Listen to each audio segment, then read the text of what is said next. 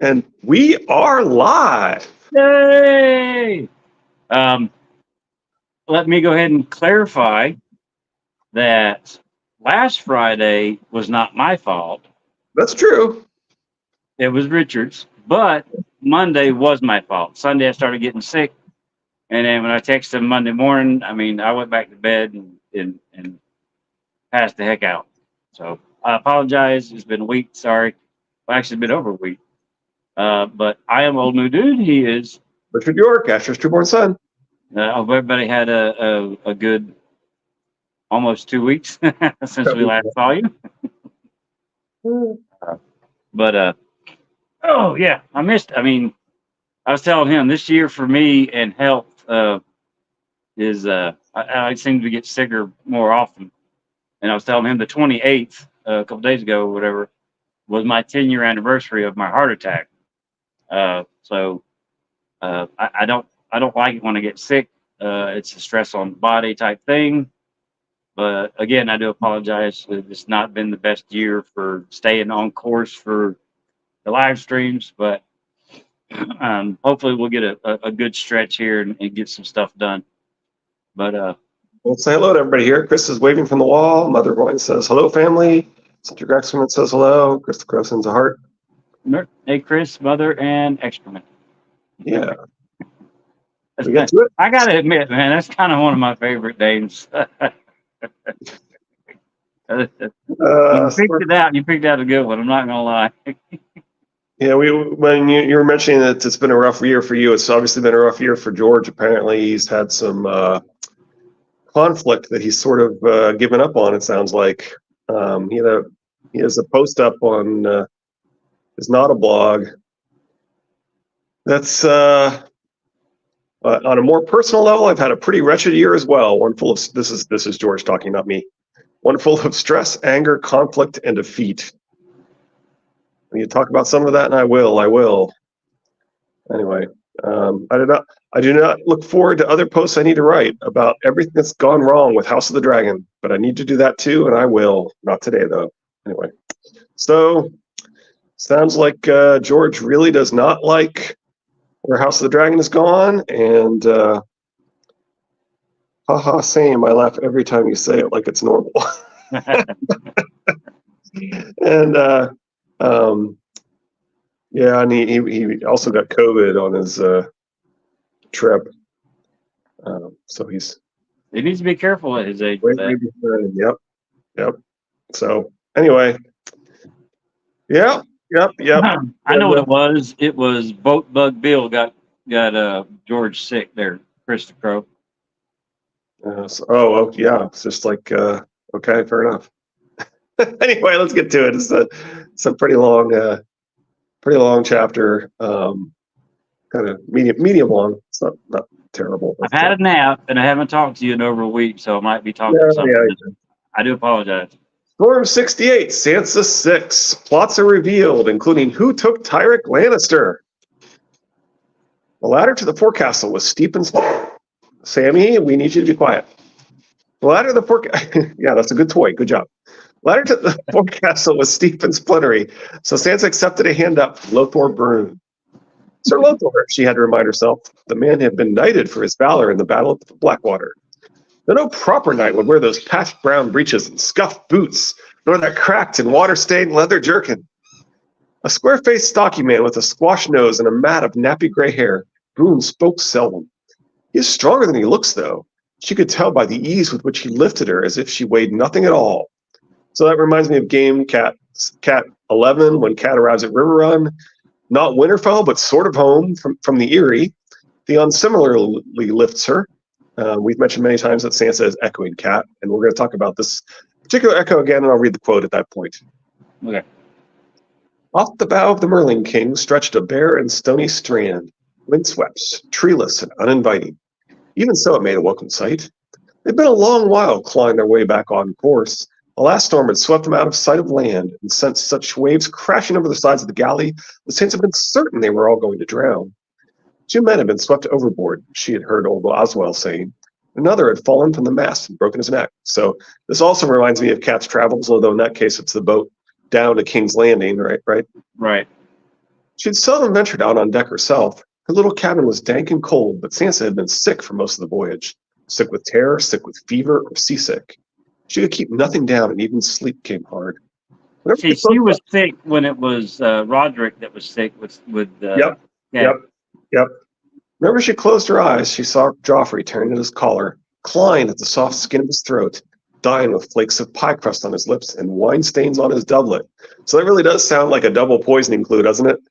Yeah, I do like that a lot. The more I think about it, I do like that there was a double poisoning going on. Says Chris the Crow. Nice shirt, dude.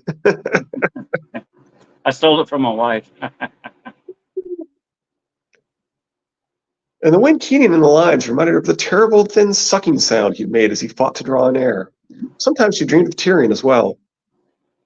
He did nothing, she told Littlefinger once when he paid a visit to her cabin to see if she were feeling any better. He did not kill Joffrey, true, but the dwarf's hands are far from clean. He had a wife before you, did you know that? He told me. And did he tell you that when he grew bored with her, he made a gift of her to his father's guardsmen? Might have done the same to you in time. Shed no tears for the imp, my lady. So it's ambiguous who could have told Littlefinger.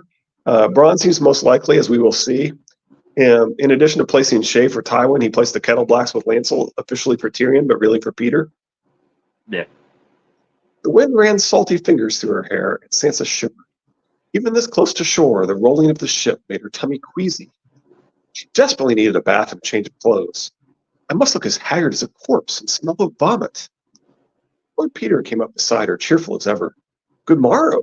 The salt air is bracing, don't you think? It always sharpens my appetite. Put a sympathetic arm around her shoulders. Are you quite well? You look so pale. It's only my tummy, the seasickness. A little wine will be good for that. We'll get you a cup as soon as we're ashore. Peter pointed to where an old flint tower stood outlined against a bleak gray sky, breakers crashing on the rocks beneath it. Cheerful, is it not? I fear there's no safe anchorage here. We'll put ashore in a boat. Here? She did not want to go ashore here. The Fingers were a dismal place, she'd heard, and there was something forlorn and desolate about the little tower. Couldn't I stay on the ship until we make sail for White Harbor? From here, the king turns east for Bravos, without us. But my lord said, you said we were sailing home? And there it stands, miserable as it is, my ancestral home. It has no name, I fear. Great Lord Seat ought to have a name, wouldn't you agree? Winterfell, the Eyrie, River Rug, those are castles. Lord of Harrenhal, now, that has a sweet ring to it. What was I before? Lord of Sheepshit, master of the Drear Fort? Lacks a certain something. His gray green eyes regarded her innocently. You look distraught. Did you think we were making for Winterfell, sweetling? Winterfell's been taken, burned, and sacked. All those you knew and loved are dead. What Northmen who have not fallen to the Iron Men are warring amongst themselves. Even the wall is under attack. Winterfell was the home of your childhood, Sansa, but you are no longer a child. A woman grown, you need to make your own home. But not here, she said, dismayed. It looks so small and bleak and mean. It's all that and less. The Fingers are a lovely place if you happen to be a stone. But have no fear. We shan't stay more than a fortnight. I expect your aunt is already riding to meet us. He smiled. Lady Lysa and I are to be wed. Wed? Sansa was stunned. You and my aunt? They won't and shouldn't give any further indication of who Sansa is from here until they discuss who she is. So I was paying attention to that as we went. Like this my aunt. I was just curious how many people hear them talking with terminology like my aunt and so forth. And the answer is essentially none of them do, right? So I was just curious, so I wanted to pay attention to that. Okay. The Lord of Harrenhal and the Lady of the Eyrie. You said it was my mother you loved, but of course Lady Catelyn was dead, so even if she had loved Peter secretly and given him her maidenhood, it made no matter now. So silent, my lady, said Peter. I was certain you would wish to give me your blessing. It is a rare thing for a boy born heir to stones and sheep pellets to wed the daughter of Hoster Tully and the widow of John Arryn. I pray you will have long years together and many children, and be very happy in one another. It have been years since Sansa last saw her mother's sister. She'll be kind to me for my mother's sake, surely. She's my own blood, and the Vale of Arryn was beautiful. All the songs said so. Perhaps it would not be so terrible to stay here for a time. So it is interesting that she's never visited her in the Erie, although apparently it's kind of dangerous to travel to the Erie, so maybe that's not so surprising. Lothor, Well, I mean, she could have traveled by ship, yeah, and if yeah. Cat, I mean, if Cat and Lysa had been probably, Well, she has seen her, which is interesting. So she remembers Lysa. She's seen Lysa, and Lysa's seen her, but but uh, but it's been years, and apparently it wasn't in the Erie, so that implies that Lysa came to visit, which kind of makes sense because John Aaron probably would go and visit Ned sometimes. That actually does make some sense. He'd take yeah, it. because I mean, Lysa's been in King's Landing all this time Yeah, until they may recently. have visited in King's Landing since that's where John Aaron and Lysa were. Yeah, so she wouldn't have seen her the Erie. Yeah, you're right. They've been in King's Landing the whole time. You're right. That makes sense. Yep. I had my moments. Yep. Where were we? Perhaps it would not be so terrible to stay here for a time. Lothor and old Oswell rowed them ashore. Sansa huddled in the bow under her cloak, with the hood drawn up against the wind, wondering what awaited her. Servants emerged from the tower to meet them, a thin old woman and a fat middle-aged one, two ancient white-haired men, and a girl of two or three with a sty in one eye. When they recognized Lord Peter, they knelt on the rocks. My household, he said. I don't know the child. Another of Kella's bastards, I suppose. She pops one out every few years. Two old men waded out up to their thighs to lift Sansa in the boat so she would not get her skirts wet. So this is arguably even more like Game Cat 11. Theon Greyjoy vaulted over the side of the boat and lifted Catelyn by the waist, setting her in a dry step above him as water lapped around his boots. So that's the actual quote I was referring to. Oswell and Lothor splashed their way ashore, as did Littlefinger himself. He gave the old woman a kiss on the cheek and grinned at the younger one. Who fathered this one, Kella? The fat woman laughed. I can't rightly say, my lord. I'm not one for telling them no. All the local lads are grateful, I'm quite sure. It is good to have you home, my lord, said one old man. He looked to be at least 80, but he wore a studded brigantine and a longsword at his side. How long will you be in residence? As short a time as possible, Brian. Have no fear. Is the place habitable just now, would you say? Hey, quick question. All right, Peter goes to River Run at a young age. Yep. He's sent back, but then he's made Master of Coin at Gullstown and then brought to King's Landing. How long has he actually spent at home with these people? Yeah, not very much, you would think, yeah. It is interesting that they all know him, recognize him, and so forth, yeah. Yeah. It's obviously been years if he hasn't seen this particular kid who's like 2 years old or whatever. Well, I mean, he can't have, it definitely hasn't gone back since he became Master of Coin in King's Landing, for sure. And if he's Master of Coin at Gullstown, why would he go back to this place? Maybe he does, but then why? I don't know. Like maybe it's kind of a secret meeting place for him for some people. Maybe I don't know. If we knew it was coming, we would have laid down fresh rushes, my lord, said the crone. There's a dung fire burning. Nothing says home like the smell of burning dung. Peter turned to Sansa. Gristle was my wet nurse, but she keeps my castle now. Umford's my steward. And Brian, didn't I name you captain of the guard the last time I was here? You did, my lord. You said you'd be getting some more men, too, but you never did. Me and the dog stand all the watches. And very well, I'm sure. No one has made off with any of my rocks or sheep pellets. I see that plainly. Peter gestured toward the fat woman. Kella minds my vast herds. How many sheep do I have at present, Kella? She had to think a moment. 23, my lord. There was 29, but Brian's dogs killed one, and we butchered some others and salted down the meat. Ah, cold salt mutton. I must be home. When I break my fast on gulls' eggs and seaweed soup, I'll be certain of it. If you like, my lord, said the old woman Gristle. Lord Peter made a face. Come, let's see if my hall is as dreary as I recall. He led them up the strand over rocks slick with rotting seaweed. A handful of sheep were wandering about the base of the flint tower, grazing on the thin grass that grew between the sheepfold and thatched stable. Sansa had to step carefully. There were pellets everywhere. Within, the tower seemed even smaller. An open stone stair wound round the inside wall from undercroft to roof. Each floor was but a single room. The servants lived and slept in the kitchen at ground level, sharing the space with a huge brindled mastiff and a half-dozen sheepdogs.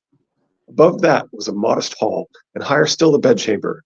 There were no windows, but arrow slits were embedded in the outer wall at intervals along the curve of the stair. Above the hearth hung a broken longsword and a battered oaken shield, its paint cracked and flaking. The device painted on the shield was one Sansa did not know, a gray stone head with fiery eyes upon a light green field. My grandfather's shield, Peter explained when he saw her gazing at it. His own father was born in Bravos and came to the Vale as a sellsword in the hire of Lord Corbray, so my grandfather took the head of the Titan as his sigil when he was knighted. So I personally don't consider Titans to be the same as giants, and it's not even a Titan, it's a head. More interesting to me is the Corbrays potentially resenting their sellsword's success here, right? The Corbrays brought his father, and yet now he's like Lord of Harrenhal and going to be named Protector of the Vale. So, Right. Anyway. It's very fierce, said Sansa. Rather too fierce for an amiable fellow like me, said Peter. I much prefer my mockingbird. Oswald made 2 more trips out to the Merlin King to offload provisions. Among the loads he brought ashore were several casks of wine. Peter poured Sansa a cup as promised. Here, my lady, that should help your tummy, I would hope. Having solid ground beneath her feet had helped already, but Sansa dutifully lifted the goblet with both hands and took a sip. The wine was very fine and arbor vintage, she thought. It tasted of oak and fruit and hot summer nights, the flavors blossoming in her mouth like flowers opening to the sun. She only prayed that she could keep it down. Lord Peter was being so kind, she didn't want to spoil it all by retching on him. He was studying When they come to shore, every time I read something like that in this book, I think of being in the Navy. Even on a submarine, there's a slow, gentle rock underneath the water. When we pull into port or leave, you really get the rocking back and forth. But once you've been to sea for any length of time, you're used to that rocking. So when you first step on dry land, you still sway side to side. Yeah, you can be on a boat for a short time and still get that. Absolutely. Yep. Sorry, I didn't mean to. No. I just thought of it. No, you're right. That is something that you get when you step ashore on really even somebody who hardly ever is on a boat. I still have sea legs. It's a real thing. Yes, it is.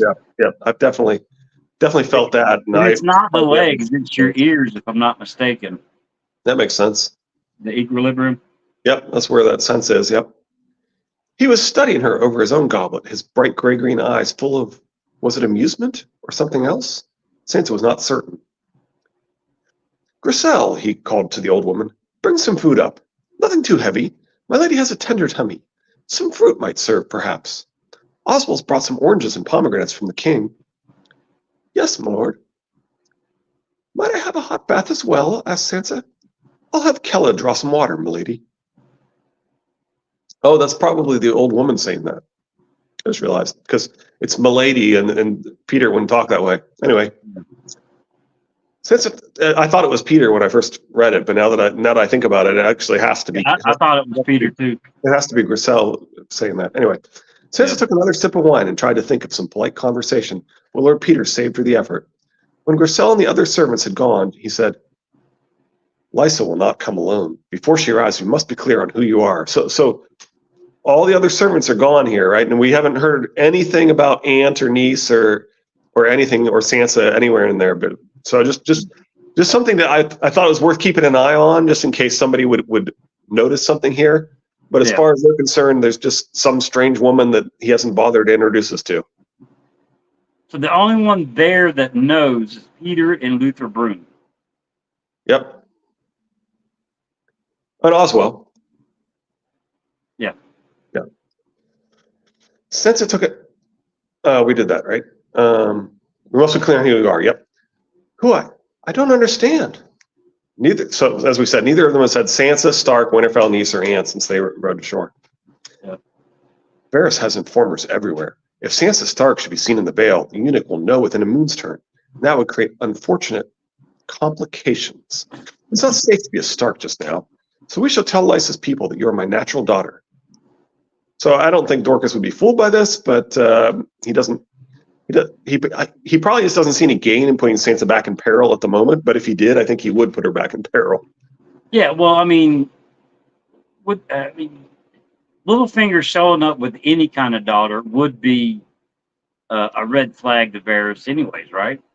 Well, he's not going to be in a position to communicate much to them anyway, because he's going to be hiding his Dorcas here in a minute, right? So by the end of this book, so natural? Sansa was aghast. You mean a bastard? You already are. See Triplet Tickers episode 2. Well, you can scarcely be my trueborn daughter. I've never taken a wife. That's well known. What should you be called? I could call myself after my mother. Catelyn? Bit too obvious. But after my mother, that would serve. Elaine. Do you like it? So Baelish was pursuing a woman whose last half of her name was basically his own mother, and he wants his new love to be his mother. So it sure sounds like mommy issues, or maybe I should say Oedipus complex. See Yeah. Triplet Tickers episode 5, Oedipus and the Kinslayer.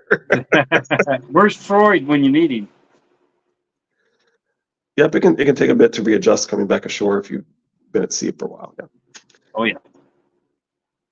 Elaine is pretty. Sansa hoped she would remember. But could that be the trueborn daughter of some knight in your service? Perhaps he died gallantly in the battle. And I have no gallant knights in my service, Elaine. Such a tale would draw unwanted questions as a corpse draws crows. It is rude to pry into the origins of man's natural children, however. He cocked his head. So, who are you? Elaine Stone, would it be? When he nodded, she said, But who is my mother? Kella? Please, no, she said, mortified. I was teasing. Your mother was a gentlewoman of Bravos, daughter of a merchant prince. We met in Galltown when I had charge of the port. She died giving you birth and entrusted you to the faith. I have some devotional books you can look over. Learn to quote from them. Nothing discourages unwanted questions as much as a flow of pious bleating. In any case, at your flowering, you decided you did not wish to be a septa and wrote to me. That was the first I knew of your existence. He fingered his beard. Do you think you can remember all that? So, Kat is the daughter of a Westerosi in Bravos, and Elaine is the daughter of a Bravosi in Westeros. Okay. He was in Goldtown, which would be before Sansa was born. So he's just shy of 30, right? Well, and he's and there's some question as to whether she's thrown this off because she decides to add a year to her age or something, right? And so he probably picked where he was when Sansa would have been conceived, and then she threw off the time scale by giving the wrong age. Perhaps it's just that's one theory that's out there anyway. Well, I was just talking about how often he spent back at home. Yeah. So if he was I a had small charge of the boy, port. went to River Run. Yeah, so he had stayed there charge of for a the while. port when she was approximately the time when he thinks she would have been conceived, approximately 9 months before her, Yeah. 9 moons before her birth, her name day. The fingers are a lovely place if you happen to be a stone. And oh, look at that, she is a stone. I love that. That's a good comment. Yeah, nice. All right, well, let's continue. Okay. I hope it will be like playing a game, won't it? Are you fond of games, Elaine? The new name would take some getting used to. Games? I suppose it would depend. Rousseau reappeared before he could say more, balancing a large platter. She set it down between them. There were apples and pears and pomegranates, some sad-looking grapes, a huge blood orange. The old woman had brought a round of bread as well and a crock of butter. Peter cut a pomegranate in two with his dagger, offering half to Sansa. You should try and eat, my lady. Thank you, my lord. Pomegranate seeds were so messy. Sansa chose a pear instead. Took a small, delicate bite. It was very ripe. The juice ran down her chin. So we have an obligatory Hades and Persephone mention here, where Peter is Hades tempting her into marriage and she's refusing. Yeah. He also called her my lady. Yeah? Oh, yeah, so they at least know that she's a noble. Yeah, sure. Which he shouldn't be doing with his false backstory, so they're going to know the backstory is false. Ah, that really does give it away. Yep, I hadn't thought about that. It demonstrates that he has somebody who's claiming to be his natural born child who is highborn. Yep. Whoops. Yep. Lord, where were we? Lord Peter loosened a seed with the point of his dagger. You must miss your father terribly, I know. Lord Eddard, wait a minute, are they already gone? Yeah, I'm assuming that they're by themselves again. Okay. Lord Eddard was a brave man, honest and loyal. Well, then maybe it's not that big a deal that you should try and eat. Maybe, Yeah. I don't know. No, sure seems like she should be there, so this is very obvious then. Mm. Yeah, it might be extremely obvious right here. Yeah. All right. You must miss your father terribly, I know. Lord Edward was a brave man, honest and loyal, but quite a hopeless player. He brought the seed to his mouth with the knife. In King's Landing, there are two sorts of people, the players and the pieces. And I was a piece? She dreaded the answer. Yes, but don't let that trouble you. You're still half a child. Every man's a piece to start with, and every maid as well. Even some who think they are players. He ate another seed. Cersei, for one. She thinks herself sly, but in truth, she's utterly predictable. Oh, you say that, but then pretty soon you're going to be complaining that she's destroying things faster than you expected. Yep. Her strength rests on her beauty, birth, and riches. Only the first of those is truly her own, and will soon desert her. I pity her then. She wants power, but has no notion what to do with it when she gets it. Everyone wants something, Elaine. When you know what a man wants, you know who he is and how to move him. As you moved Sir Dantos to poison Joffrey, it had to have been Dantos, she had concluded. Littlefinger laughed. Sir Dantos the Red was a skin of wine with legs.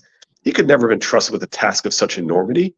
He would have bungled it or betrayed me. No, all Dantos had to do was lead you from the castle and make certain you wore your silver hairnet, the black amethysts.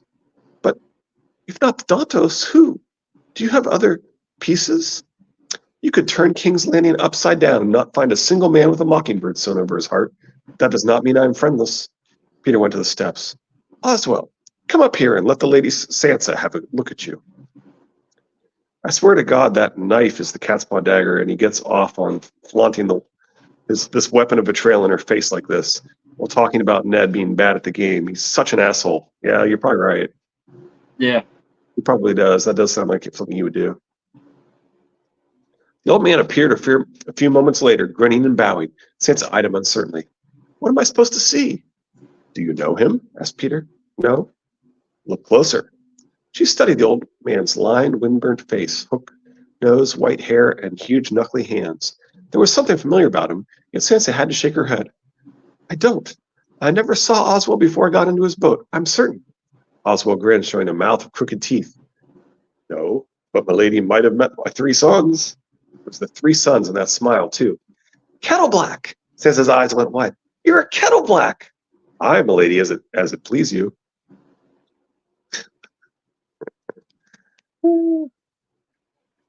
She's beside herself with joy. Lord Peter dismissed him with a wave and returned to the pomegranate again as Oswald shuffled down the steps. Tell me, Elaine, which is more dangerous, the dagger brandished by an enemy or the hidden one pressed to your back by someone you never even see? Hidden dagger. There's a clever girl. He smiled, his thin lips bright red from the pomegranate seeds. So we get a red smile, which symbolizes traditional sacrifices we've mentioned many times. When the imp sent off, which could be foreshadowing, Sansa killing him, I suppose. Yeah. We also noticed that he's slowly, I don't know if brainwashing is the right word, but he's using the Elaine. He's giving her praise when he's fully indoctrinating her into the game where she makes it her first go-to is to play the game. Yeah, if it weren't for maggots deciding everything is grooming, I'd use the word grooming, but we can avoid that word. Okay. when the imp sent off her guards, the queen had. When the imp sent off her guards, the queen had Sir Lancel hire sellswords for her. Lancel found her the Kettle Blacks, which delighted your little lord husband, since the lads were in his pay through his man Bronn. Chuckled. But it was me who told Oswald to get his sons to King's Landing when I learned that Bronn was looking for swords. 3 hidden daggers, Elaine, now perfectly placed. So that's part of why I was saying Bronn is probably Peter's source, but since Bronn and Shae worked together to spy on Tyrion for Tywin, Shae is still a possibility. Yeah. So one of the Kettle Blacks put the poison in Joff's cup? Sir Osmond had been near the king all night, she remembered. Did I say that? Lord Peter cut the blood orange in two with his dagger and offered half to Sansa. The lads are far too treacherous to be part of any such scheme, and Osmond has become especially unreliable since he joined the King's Guard. The White Cloak does things to a man, I find, even a man like him. So this is why I think he lost Sir Mandon Moore, who was either working for Dorcas for maximum irony and parallels, or Joffrey to fit Sir Mandon's motivation of loyalty to the throne. All right. Which one is the one that we said we need to keep an eye on because he was talking to Littlefinger or something? Oh, you were thinking of Balon Swan, I think. Okay. But Balon's a pretty good guy, but he's been sent to. Well, first off, he's clearly brother against brother, as his name implies, and secondly, he's in Dorne now, right? Yeah. So they sent the honest one south. Yeah, they sent him away. Yep. And Ares wasn't too bad, who they'd originally sent to Dorne. This is why, I already said that. All right. He tilted his chin back and squeezed the blood orange so the juice ran down into his mouth. I love the juice, but I loathe the sticky fingers, he complained, wiping his hands. Clean hands, Sansa. Whatever you do, make certain your hands are clean.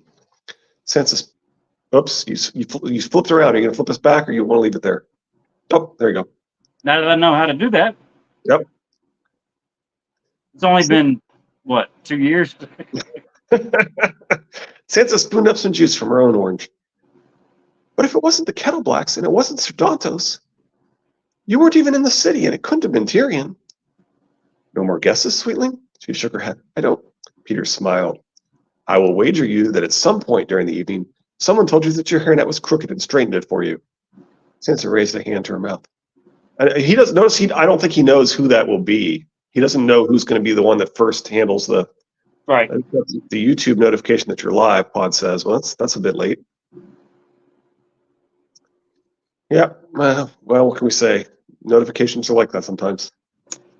Sansa raised a hand to her mouth. You cannot mean. She wanted to take me to Highgarden to marry her to her grandson, and so she's just giving away who it is. He didn't know who it was until that, right? Yeah. Gentle, pious, good-hearted Willis Tyrell. Be grateful you were spared. He would have bored you spitless. The old woman is not boring, though. I'll grant her that. A fearsome old harridan, and not near as frail as she pretends. When I came to Highgarden to dicker for Marjorie's hand, she let her lord's son bluster while she asked pointed questions about Joffrey's nature. I praised him to the skies, to be sure, whilst my men spread disturbing tales amongst Lord Tyrell's servants. That is how the game is played. I also played at the notion of Sir Loras taking the white. Not that I suggested it. That would have been too crude. But men in my party supplied grisly tales about how the mob had killed Sir Preston Greenfield and raped the Lady Lawless and slipped a few silvers to Lord Tyrell's army of singers to sing of Rhyme Redwine, Serwyn of the Mere Shield, and Prince Aemon the Dragon Knight. A harp can be as dangerous as a sword in the right hands. Somehow, Peter's men knew the grisly tales of what happened to Sir Preston and Lawless. We've discussed this many times. See, the Dragon Demands what happened to Tyrek Lannister. Right. Now, and I do think it's always worth mentioning that just because everybody thinks that Sansa was in mortal danger there doesn't mean she actually was. That crowd was largely dominated by Littlefinger's men who had her on strict orders to try and get Sansa and not harm her. She was not really in danger because she would have been surrounded by the best trained of the people in the crowd who would have been going, he would have put his best men on getting well, not her. to mention, I mean, they would have had swords. I mean, yeah, they would have been armed. Not like the small folk just walk, because the sword is not a cheap thing. But that doesn't mean they're going to give away that they have those swords that they can avoid it. Right. They're going to try to they're going to try and do this without giving that away. And so when the Hound comes, they're gonna run. They're not gonna fight him. Right. So he's laying the groundwork for, I need this person after a certain point. I need this person. I got Winterfell. I got The Rock. I mean, yeah. Okay. I'm on board. Yep. Mace Tyrell actually thought it was his own idea to make Sir Loras' inclusion in the Kingsguard part of the marriage contract. Who better to protect his daughter than her splendid knightly brother? And it relieved him of the difficult task of trying to find lands and a bride for a third son, never easy and doubly difficult in Sir Loras' case. Be that as it may, Lady Elena was not about to let Joff harm her precious darling granddaughter, but unlike her son, she also realized that under all his flowers and finery, Sir Loras is as hot-tempered as Jaime Lannister. Toss Joffrey, Marjorie, and Loras in a pot, and you've got the makings for Kingslayer stew. The main ingredient is Loras, who is like Jaime, as Jaime told us. See Trip of the Targaryens, episode 6, or just watch There are our no recent men like brief on me. this topic. What? There are no men like me. Yeah, exactly. There are no men like me. And then I'm immediately going to argue that Brandon was a man like me and take the position that I just said was impossible to defend. This is for pod. As soon as they said Jamie, my ears perked up a little bit. Oh, of course. The old woman understood something else as well. Her son was determined to make Marjorie a queen, and for that he needed a king, but he did not need Joffrey. We shall have another wedding soon, wait and see. Marjorie will marry Tommen. She'll keep her queenly crown and her maidenhead, neither of which she especially wants. But what does that matter? The Great Western Alliance will be preserved, for a time at least. Marjorie and Tommen? Sansa did not know what to say. She had liked Marjorie Tyrell, and her small, sharp grandmother as well. She thought wistfully of Highgarden with its courtyards and musicians and the pleasure barges on the Mander. Far cry from this bleak shore. At least I'm safe here. Joffrey's dead. He cannot hurt me anymore, and I am only a bastard girl now. You always were, see Trip of the Targaryens episode 2, as we already mentioned. Yep. Elaine Stone has no husband and no claim, and her aunt would soon be here as well. The long nightmare of King's Landing was behind her, and her mockery of a marriage as well. She could make herself a new home here, just as Peter said. It was 8 long days until Lysa Arryn arrived. On 5 of them it rained, while Sansa sat bored and restless by the fire, beside the old blind dog. He was too sick and toothless to walk guard with Brian anymore, and mostly all he did was sleep. When she patted him, he whined and licked her hand, and after that they were fast friends. She still has it, and will likely be a little bird the way skin changers often are. When the rains let up, Peter walked with her around his holdings, which took less than half a day. He owned a lot of rocks, just as he had said. There was one place where the tide... She can't see through the dog's eyes. He's blind. Yeah, that's true. Sorry. Oh, so therefore she wouldn't be likely to have dog dreams, is what you're thinking? Yeah, makes sense. Yeah. When the rains let up, Peter walked with her around his holdings, which we did that. There was one place where the tide came jetting up out of a blowhole to shoot 30 feet into the air, and another where someone had chiseled the 7-pointed star of the new gods upon a boulder. Peter said that marked one of the places the Andals had landed when they came across the sea to wrest the veil from the first men. Farther inland, a dozen families lived in huts of piled stone beside a peat bog. Mine own small folk, Peter said, though only the oldest seemed to know him. That makes sense, right? He hasn't, even when he does show up here. Oh, great, I got the notice just in time for Jaime propaganda. My life really sucks. I can't catch a break. Made my day.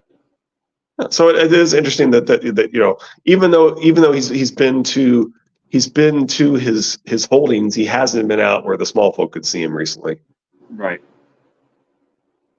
Only the oldest seemed to know him. There was a hermit's cave on his land as well, but no hermit. He's dead now, but when I was a boy, my father took me to see him. We had not washed in 40 years, so you can imagine how he smelled. But supposedly he had the gift of prophecy. He groped me a bit and said I would be a great man, and for that my father gave him a skin of wine. Peter snorted. I would have told him the same thing for half a cup. Finally, on a gray, windy afternoon, Brian came running back to the tower with his dogs barking at his heels to announce that riders were approaching from the southwest. Lysa, Lord Peter said. Come, Elaine, let us greet her. They put on their cloaks and waited outside. The riders numbered no more than a score, a very modest escort for the Lady of the Eyrie. 3 maids rode with her, and a dozen household knights in mail and plate. She brought a septon as well, and a handsome singer with wisp of the mustache and long sandy curls. Could that be my aunt? Lady Lysa was 2 years younger than Mother, but this woman looked 10 years older. Thick auburn tresses fell down past her waist, but beneath the costly velvet gown and jeweled bodice, her body sagged and bulged.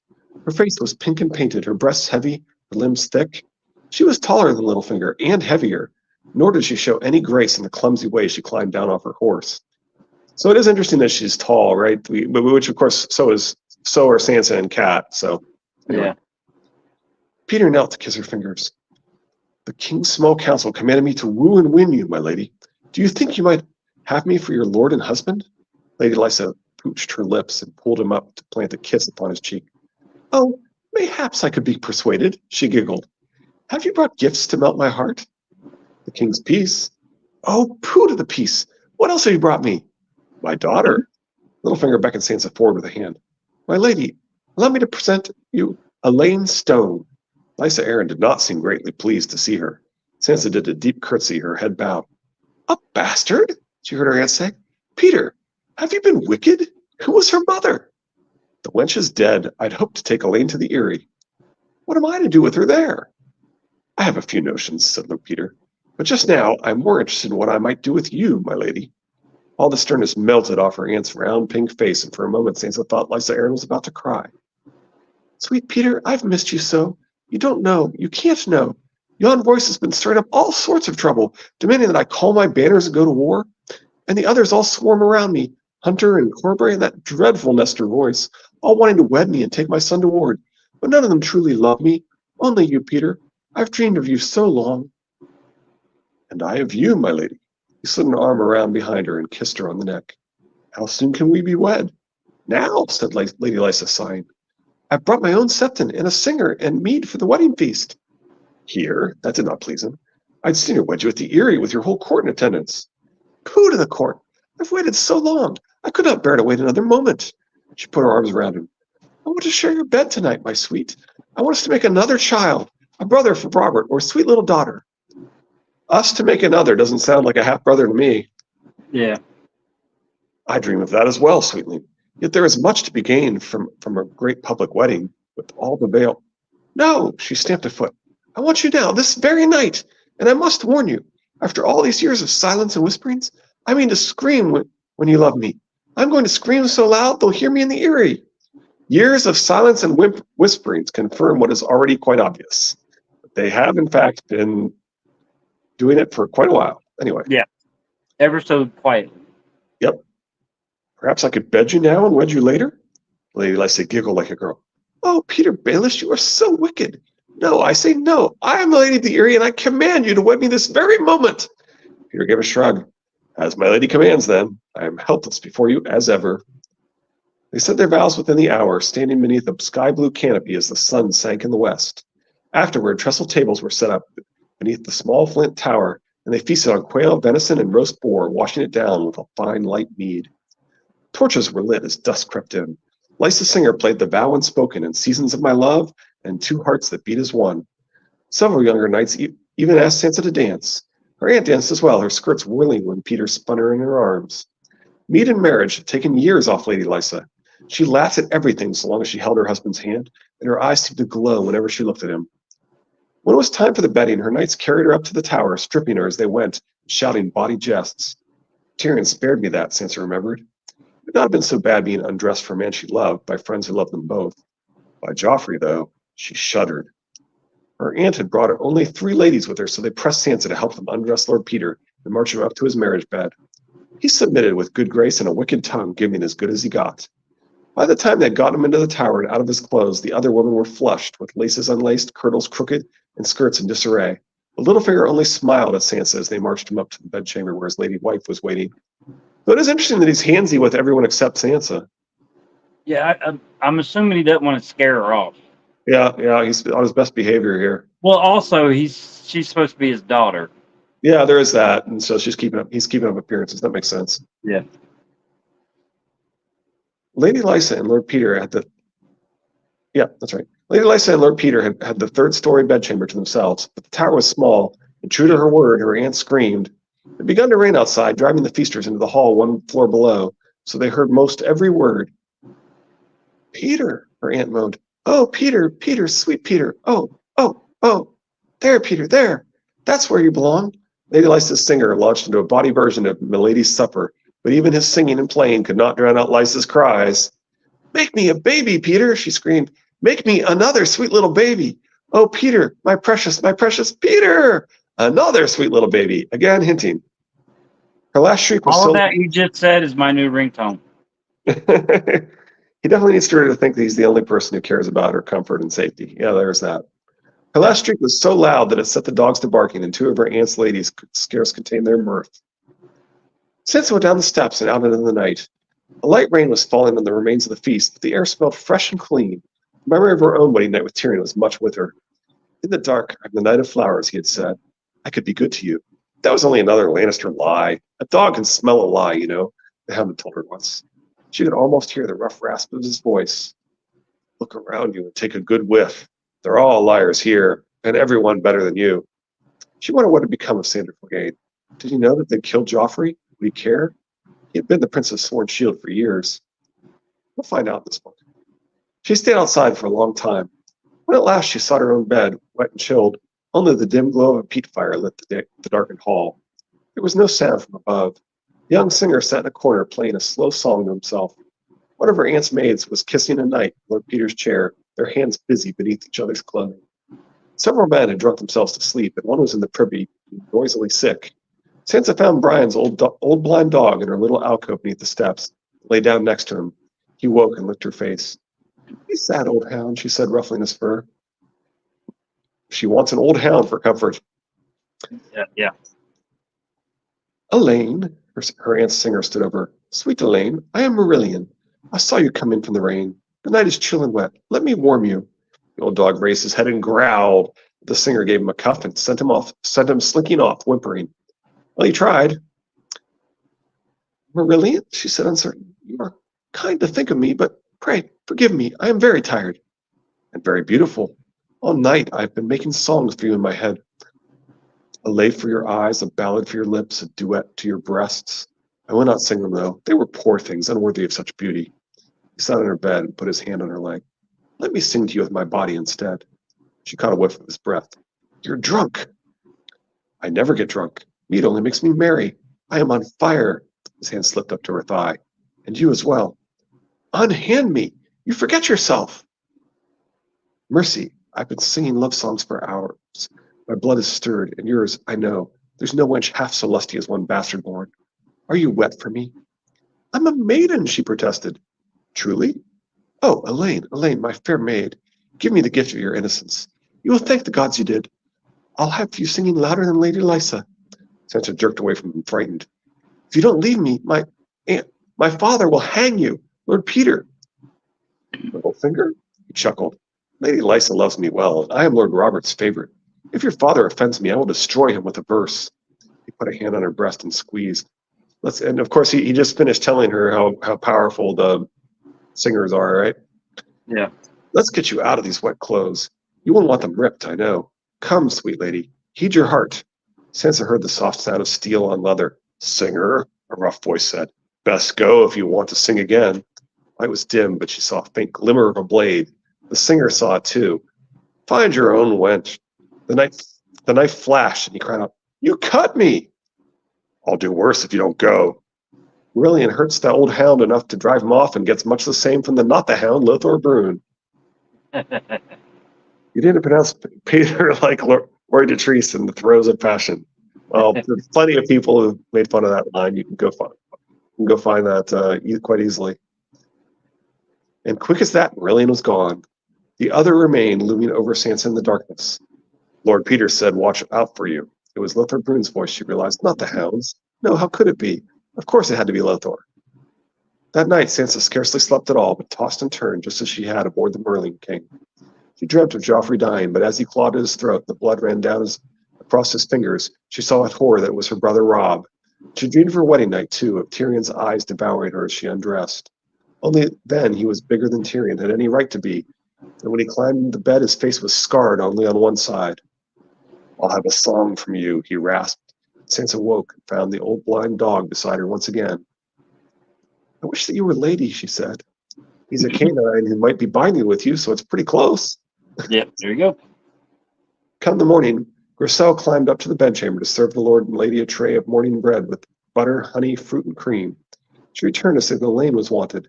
Sansa was still drowsy from sleep. It took her a moment to remember that she was Elaine. Lady Lysa was still abed, but Lord Peter was up and dressed.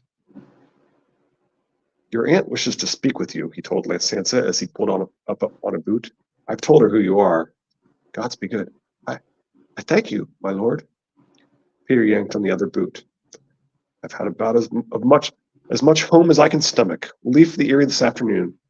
Kissed his lady wife and licked a smear of honey off her lips. and headed down the steps. Sansa stood by the foot of the bed while her aunt ate a pear and studied her. I see it now, the Lady Lysa said as she set the cord aside. You look so much like Catelyn. Sansa couldn't see the kettle black resemblance until she was told. Osmond couldn't see the Lannister resemblance until he was told. And Lysa couldn't see the Tully resemblance until she was told. Yes. And all of these are supposed to be very strong resemblances. It's kind of you to say so. It was not meant as flattery, if truth be told. You look too much like Catelyn. Something must be done. We shall darken your hair before we bring you back to the Eyrie, I think. Darken my hair? If it please you, Aunt Lysa. You must not call me that. No word of your presence here must be allowed to reach King's Landing. I do not mean to have my son endangered. She nibbled the corner of a honeycomb. I have kept the veil out of this war. Our harvest has been plentiful, the mountains protect us, and the area is impregnable. Even so, it would not do to draw Lord Tywin's wrath down upon us. Lysa set the comb down and licked honey from her fingers. You were wed to Tyrion Lannister, Peter says, that vile dwarf. They made me marry him. I never wanted it.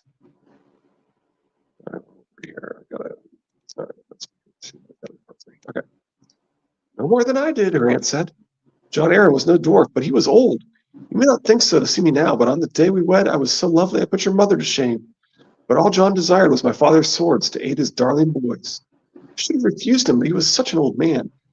How long could he live? Half his teeth were gone and his breath smelled like bad cheese. I cannot abide a man with foul breath. Peter's breath is always fresh. He was the first man I ever kissed, you know. My father said he was too lowborn, but I knew how high he'd rise. John gave him the customs for Goldtown to please me.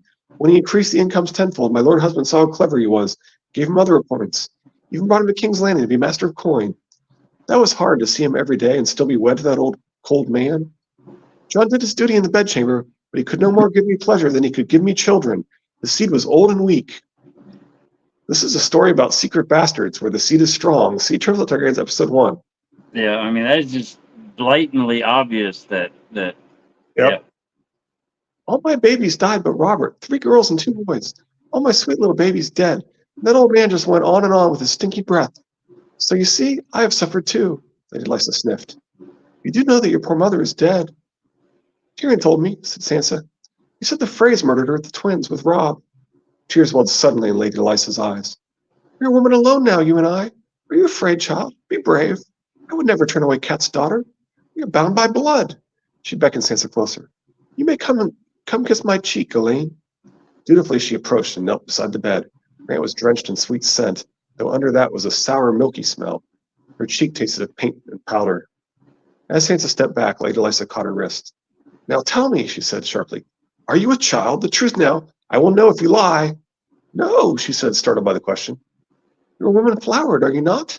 Yes. Sansa knew the truth of her flowering could not be long hidden in the Eyrie. Tyrion didn't. He never. She could feel the blush creeping up her cheeks. I am still a maid. Was the dwarf incapable? No, he was kind. She could not say that, not here, not to this aunt who hated him so. He had whores, my lady. He told me so. Whores? Lysa released her wrist. Of course he did. What woman would bed such a creature but for gold? I should have killed the imp when he was in my power, but he tricked me. He is full of low cunning, that one. His sellsword slew my good Sir Vardis Egan. Catelyn should not have brought him here. I told her that. She made off with our uncle, too. That was wrong of her. The Blackfish was my knight of the gate, and since he left us, the mountain clans are growing very bold. Peter will soon set all that to rights, though. I shall make him Lord Protector of the Vale. Her aunt smiled for the first time, almost warmly. He may not look as tall or strong as some, but he is worth more than all of them. Trust in him and do as he says. I shall, Aunt, my lady. Lady Lysa seemed pleased by that. I knew that boy Joffrey. He used to call my Robert cruel names, and once he slapped him with a wooden sword. A man will tell you poison is dishonorable, but a woman's honor is different. The mother shaped us to protect our children. Our only dishonor is in failure. You'll know that when you have a child. So she just said, I use poison. She practically confesses to killing with poison for Sweet Robin, although she kind of makes it sound like she poisoned Joffrey, and she may have been somewhat aware of or somewhat in on some of these planning of that, I suppose. Peter!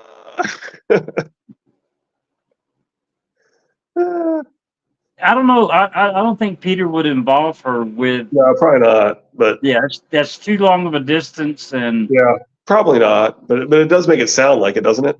Yeah. A child? Says uncertainly. Lysa waved a hand negligently. Not for many years. You're too young to be a mother. One day you shall want children, though, just as you want to marry. I am married, my lady. Yes, but soon a widow. Be glad the emperor preferred his whores. It would not be fitting for my son to take the dwarf's leavings. But as he never touched you, how would you like to marry your cousin, the Lord Robert? Thought made Sansa weary. All she knew of Robert Arryn was that he was a little boy and sickly. It's not me she wants her son to marry. It's my claim. No one will ever marry me for love. So that almost makes me think that Sandor will marry her, although I tend to think she stays married to Tyrion as they echo Ned and Cat. Awesome. But light came easy to her now. I can scarcely wait to meet him, my lady. But he's still a child, is he not? He is 8, and not robust, but such a good boy, so bright and clever. He'll be a great man, Elaine. The seed is strong, my lord husband said before he died. His last words. The gods sometimes let us glimpse the future as we lay dying. A great man like his father with the seed is strong. And who does Lysa think is a great man? Yeah, but she also just told us that his seed wasn't strong. No. That's the point. Yeah. That's my point here. She says a great man like his father. Who does Lysa think is a great man? She's telling us all the time that she knew that Littlefinger would be a great man, right? Yeah. She's saying the seed is strong. She's already told us that her husband's seed is not strong, right? There's like 3 or 4 times in this chapter alone that she's admitted that Sweet Robin is Littlefinger. Yeah. Well, and it kind of fits the whole pattern of how Gene Wolfe teaches people to write, and Gene Wolfe was George's mentor, and it's very difficult for a person, once you've proven to them that there's something false about their initial perception and that there's some sort of mystery here, it's very hard for a person to get back to the original surface interpretation of something when you've proven to them that surface interpretation is wrong and that there's something else to latch onto, right? And that's what Gene Wolfe does. That's what Gene Wolfe teaches people to do. And Gene Wolfe was George's mentor. Yeah, very sneaky. Yeah, it is very sneaky. I see no reason why you should not be wed as soon as we know that your Lannister husband is dead. A secret wedding, to be sure. The Lord of the Eyrie could scarcely be thought to have married a bastard. That would not be fitting. The Ravens should bring us the word from King's Landing once the imp's head rolls. You and Robert can be wed the next day. Won't that be joyous? It would be good for him to have a little companion. He played with Vardis Egan's boys when we first returned to the Eyrie, and my steward's sons as well. They were much too rough, and I had no choice but to send them away. Do you read well, Elaine? Septim Ordain was good enough to say so. Robert has weak eyes, but he loves to be read to, Lady Lysa confided. He likes stories about animals the best. Do you know the little song about the chicken who dressed as a fox? I sing him that all the time. He never grows tired of it. And he likes to play hop frog and spin the sword and come into my castle. But you must always let him win. That's only proper, don't you think? He is the Lord of the Eyrie, after all. You must never forget that. You are well born, and the Starks of Winterfell were always proud. But Winterfell has fallen, and you're really just a beggar now. So put that pride aside. Gratitude will better become you in your present circumstances. Yes, and obedience. My son will have a grateful and obedient wife. Up next, Storm 69, John 9. I don't know what your skull is stuffed with, my lord. That's Sansa's answer to the marriage question. Nah, I'll just poison him instead. Yeah, Lady Lysa doesn't make it sound like Sansa's going to have a fun time at all. No. Oh my gosh. I know what I want for Christmas. A seat with a back to it. Yep. Not complaining about aches and pain. Me again telling people how old I am. Yep. Surprised we're not Lady getting. Pencil likes to point out how often me and Pod and occasionally you talk about how old we are. Yep. It ain't the years, it's the miles. I don't know. I think it's the years too. I said that one time at a grocery store, and the person I was talking to was older than me, and they just gave me a look, and they're like, "No, it's the years." I'm like, "Okay, no problem." Yeah. Oh well. I mean, we already talked a little bit about George's comments. There was a Reddit post that people made a big deal about, where somebody said that he seemed very concerned about his legacy and somewhat depressed as he was given his wins update at the con in Santa Fe, and they deleted that, and I think that may have been him talking about whatever his disagreement and conflict is with House of the Dragon, as much or more as wins a winner, and so I'm not going to put too much on that. But didn't he have a better response with the premier bar that watches HBO and all that stuff? I showed you that. I sent you a link to the YouTube video of him actually saying to the Burlington bar, and remember, winter is coming, and he seemed very happy, and he seemed very happy with. My reason for bringing that up is I think that his disapproval of House of the Dragon weighed on his mood. Yeah, when talking about the year, Elliot just told us that he's the happiest with his progress on wins that he's seen him, in a long time and maybe ever, right? I mean, he just had he had a Reddit comment where he said that he had dinner and lunch with him, and the subject of wins came up, and he was the happiest he's seen him be about where he's at with it. So I think he's a lot farther along than he's letting on. Yeah, I think so too. I really don't think that he'd be fighting rumors in the publishing world that he's done, I think this was really more about his concern that his legacy is the shows, and the shows he's not happy with, and so when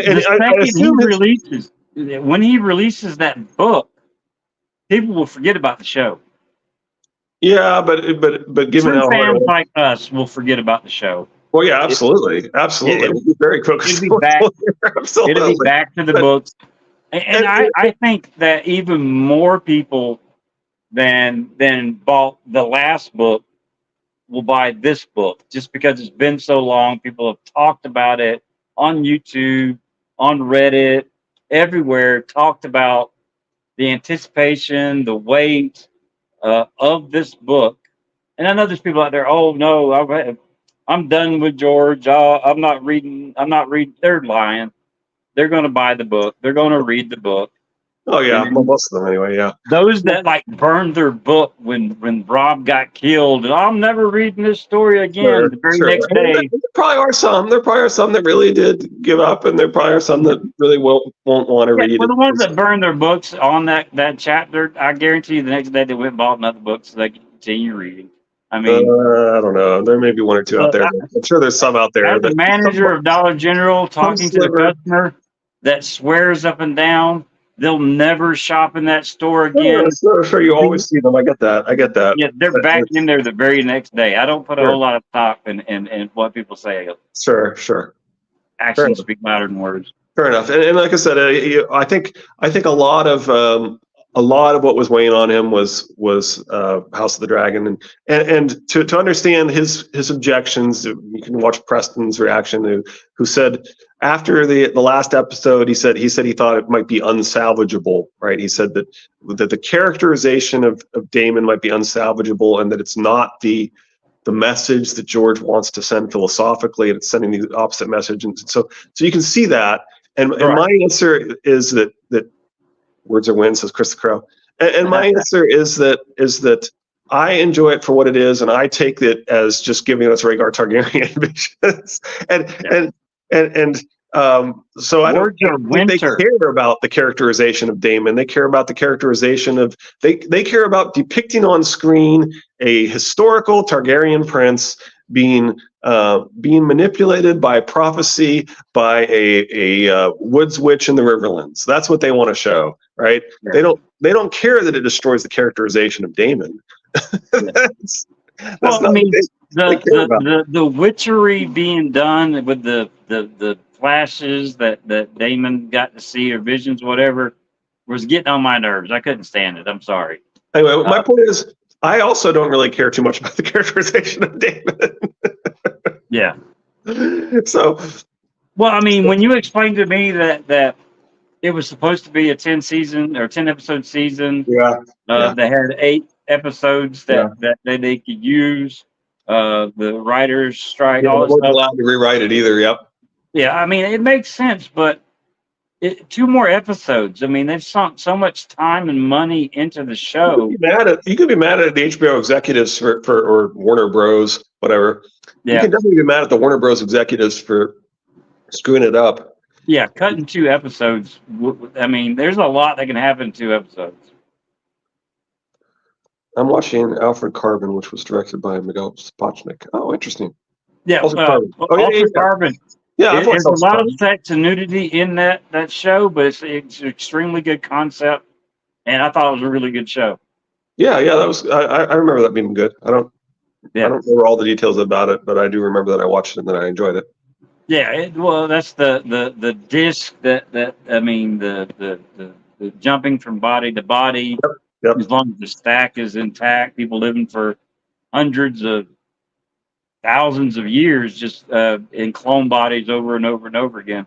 I mean, Sure. it's a really good, cool concept. Yep. And for the special effects that was done in that, the second season with the different character, Anthony Mackie plays the guy in the second season. It's not nearly as good, but the first season had what's the guy's name? He played Colonel Flag in the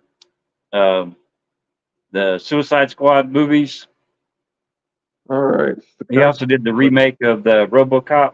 I forget his name, but he was pretty good at it. Joel Kinnaman, is that it? James Purefoy. That sounds familiar.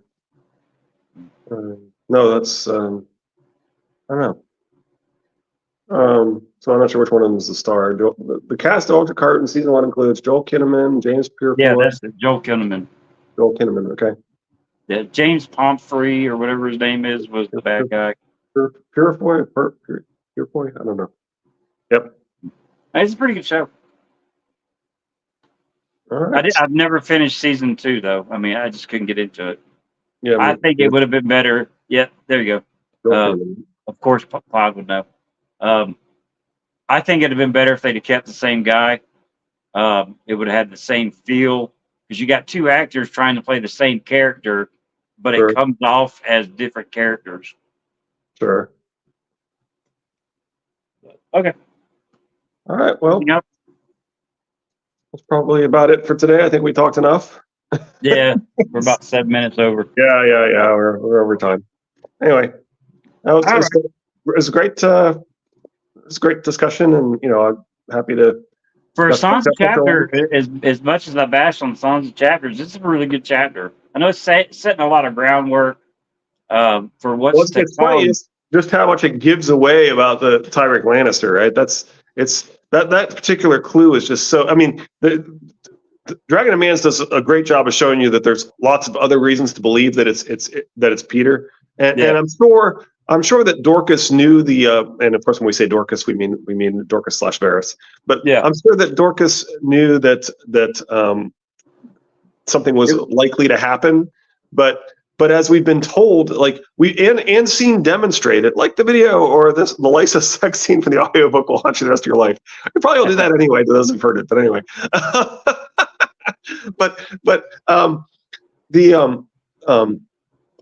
I forgot what I was saying. The Dragon to Mans video is great because it shows you that there's actually a lot more reason to believe that it's besides just this chapter. Just play in your head constantly. You can't eat, you can't sleep. Everybody should make it their new ringtone. Anyway.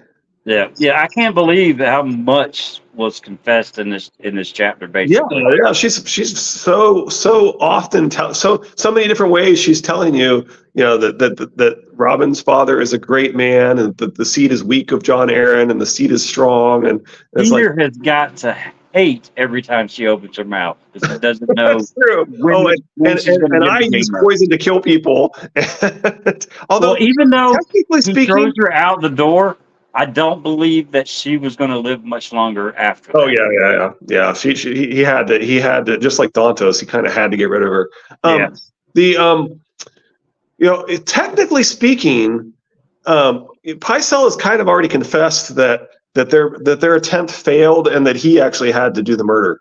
Right? He's kind of already confessed that their attempt failed and that he had to do the murder. Of course, they don't know that their attempt failed and that Pycelle did the murder. So, but in reality, we always say that they're the true killer. But you could argue that Pycelle is the true killer because he basically tells you, no, the Maester had a hold of it and he was going to be cured, and I had to step in. Yeah. Girl can't just keep a secret, save her life. Absolutely. Yeah. Well, I mean, we got to blame both of them, though. Yeah, you can definitely blame them both because, of course, he wouldn't have done it if they hadn't made their attempt. He wouldn't have killed her. Right. He wouldn't have killed him. He Yeah. wouldn't have killed Aaron. But yeah. So, but it's kind of funny that we're always saying that the true killer, and you're right. Effectively, they are the true killer because, like we said, Pycelle was just finishing him off because somebody else was doing the murder, and he assumed it was Cersei, and Cersei would want it. But the point is that I do find it kind of interesting that people hardly ever stop to point out, well, technically the true killer is Pycelle. What are your? I mean, would you think that Littlefinger, knowing that they were saving Jon, if he did he have a backup plan or something? Yeah, that's a good question. Pycelle, I mean, I don't think we'll ever find out. But yeah, he may have actually been counting on that if they failed, that Pycelle would take care of it for him. He may have thought that through. He could have thought that through and figured out, because that is what he's about, right? Is figuring out what people will do and how predictable they are. So he could have realized that even if we screwed this up, Pycelle will take care of it for us. It's feasible that he could think that through. Well, stop and think. I mean, if you got Lysa as the culprit, how much faith are you putting in her? Yeah, she's able to pull it off. Well, I mean, she's got to be as incompetent as the Kettle Blacks. Well, I mean, you got to stop and think. Just look. I mean, if there was a single poisoner at the Purple Wedding, if it was for Tyrion, I mean, look how things can go wrong. Yep. And Peter still turns it to his advantage, even if that wasn't the desired outcome. Now, I strongly believe now that there was a double poisoning. And so, but I mean, Peter is he's on ice skates all the time because he can skate around any subject and instantly know what to say to make that situation to his advantage, to never tell on himself. I mean, he's slick. Yep. Okay. All right. Well, it's 12 minutes over now.